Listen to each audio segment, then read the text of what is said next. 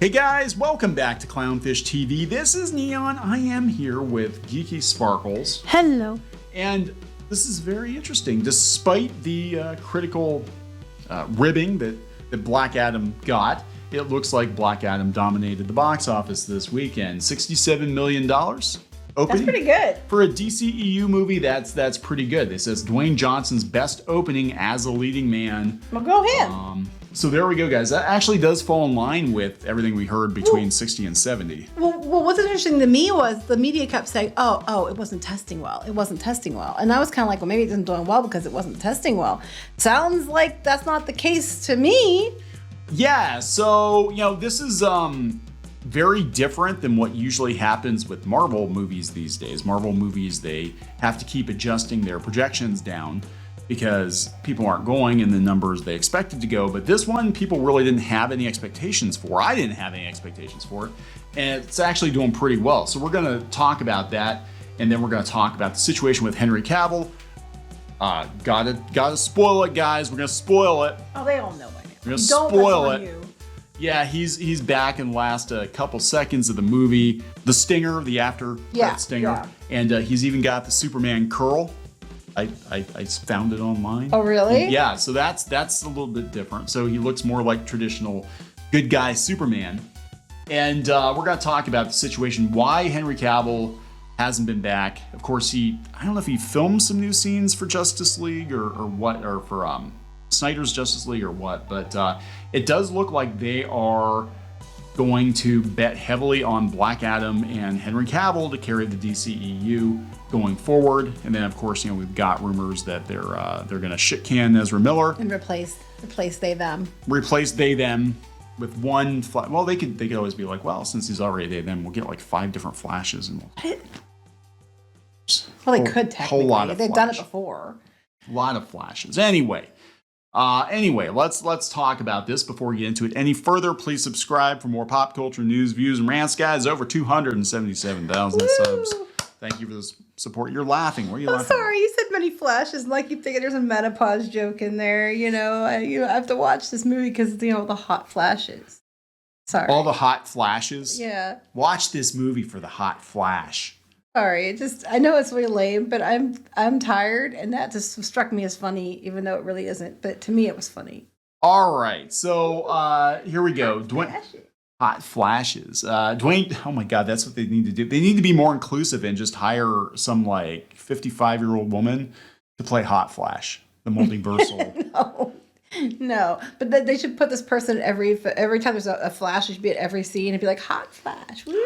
Hot Flash. Anyway, sorry, I'm tired today. Anyway, go ahead. Anyway, Dwayne Johnson's long in the making dream DC project has paid off for the People's Champion. $67 million US opening, the best domestic box office start from him as a solo star. Go him. And $140 million global bow. That's ahead of where we're seeing it. That is ahead of. The only thing I'm worried about is that next week.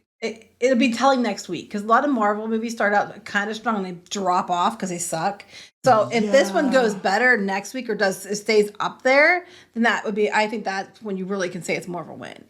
Yeah. So I agree with that, and I'm hearing mixed things. I'm hearing people saying it's actually pretty okay. Pretty okay isn't. It's not glowing praise, but I think people are going to see it because it's a superhero movie. It's not Marvel, and it's got The Rock. So people might just go see it to give the middle finger to the MCU. That could be too. I would love for DC to overtake the MCU because they've got. This is what's so frustrating about it is they've got the most recognizable, the most iconic superheroes in history, and they can't get it right. I'm torn though because I think Zaslav is kind of a butt, so I'm like, I'm kind of torn. Anyway, they said the success of Black Adam is truly a dream come true. We've been working. Who is this? This is Hiram Garcia. We've been working toward this family goal here at $7 for 15 years, applying every bit of experience we've acquired over the years to help bring this project to life. So to be here now, seeing how our hard work has paid off with the biggest opening of our careers is an incredible feeling. Oh, man. Our goal with this film was to establish several new characters in the DCEU that would give us an opportunity and success to really expand the universe, but most importantly, we wanted to take care of the fans. Oh, another refreshing. Holy cow. That's the second story we had today. pendulum swing, guys. You know what it took? It took the money running out. That's exactly what it took. That's what it took. We've been listening to their feedback for years. What? What? No, you're not supposed to do that. And we were determined to give them what they wanted. Well, this makes sense then, because the critical score was considerably different than the audience score, and that tells me a whole lot. They bring that up. They bring it up. Oh, they do? Okay, yeah, great. they do. This is, So he's the president production of $7, Which is Dwayne Johnson's production company. He's part of it, yeah. Yeah, this is interesting too. Late night shows were powerful. Family audiences came out, and there was a lot of walk-up business in the West and South.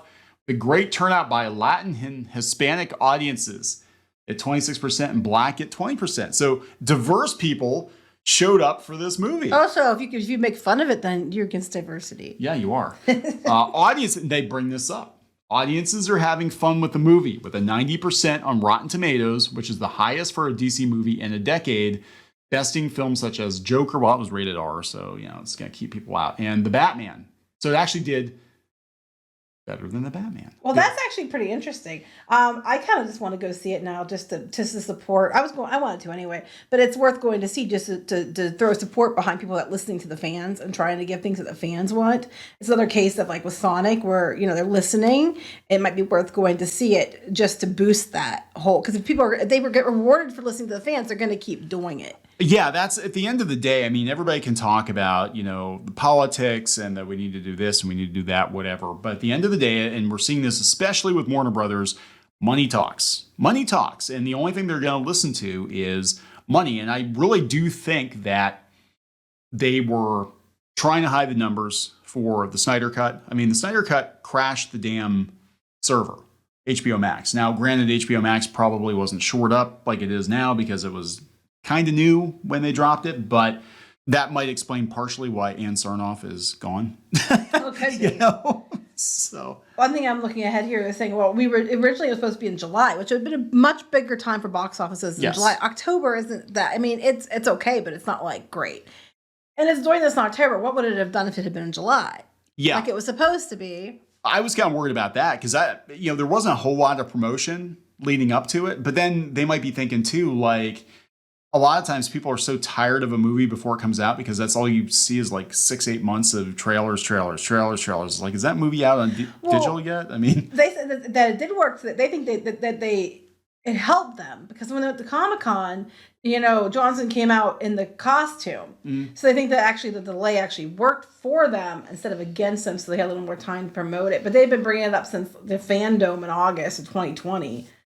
They were going to be doing this film, but they didn't hit it so often, like you said, where you're like, didn't I already see that? Because you've heard about it so. Yeah, I forgot it was coming out until I started seeing commercials for it on TV, and I was like, oh yeah, hey, that's still a thing. When's that come out? Next summer? It's like, oh no, it comes out like next week. That's true. Yeah.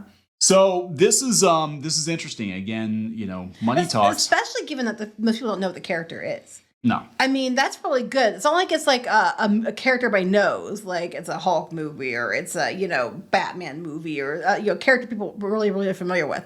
Black Adam, unless you read the comics and stuff, is not something that a lot of people will be familiar with. Yeah, and it was kind of weird, too, that, they didn't introduce Black Adam in Shazam. Right, so it didn't have an introduction. Like a lot of times they do that. Yeah. So, I mean, that's even more impressive to me because you have a character that normies mostly don't know who they are, and they still showed up.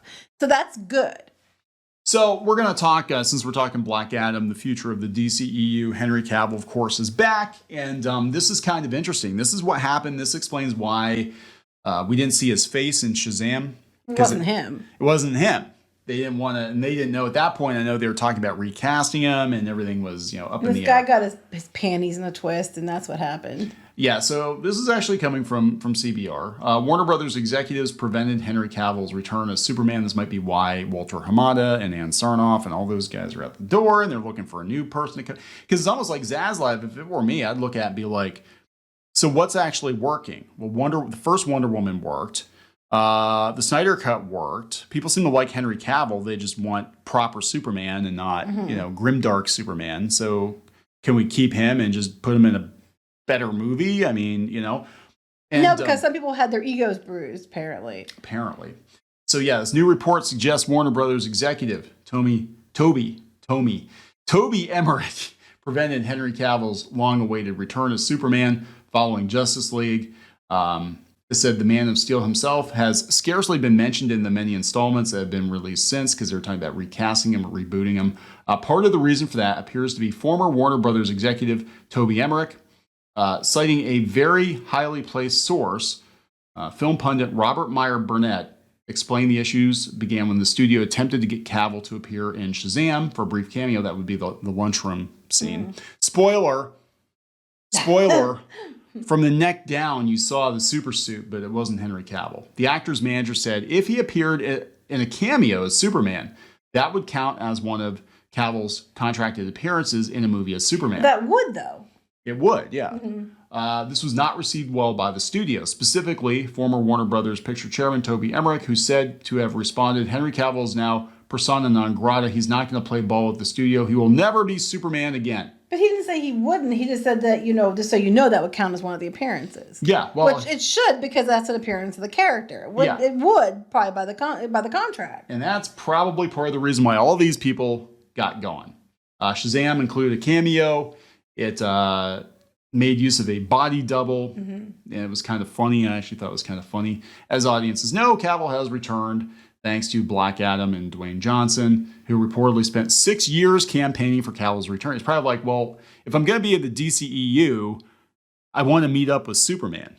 Well, yeah, I'm like, yay, thank you, Dwayne. And the situation's been helped by the fact that Emmerich stepped down in June. Step down. Quote unquote, step down. Went to go to better opportunities. That's a nice way of getting shit canned usually, but they always make it look like it was you who decided it. Yeah, right. So they're doing the sequel to Man of Steel. I hope it's not as grimdark. And reports suggest that Zaslav and the new bosses, Michael DeLuca and Pam Abdi, are enthusiastic about Cavill's continued involvement. As am I. As you are. You are too. He's a good Superman in a bad Superman movie. Let me put that. That's my feeling. Like, I think he's perfect for Superman, but I want a lighter, happier Superman. But not just that. Just the actor in general is a fan of a lot of things himself, like The Witcher, and he actually himself goes in and tries to wants things to be authentic, and he gets excited about things, and he wants fans to be happy and excited, and that to me makes him a better choice because he's personally invested in doing the best he can do. Yeah. With what he's given. Yeah. So this is pretty cool. Okay. So Johnson asked former DC Films president Walter Hamada to include Henry Cavill. When that didn't work, he appealed to Luca and Abdi, who gave Black Adam the go-ahead.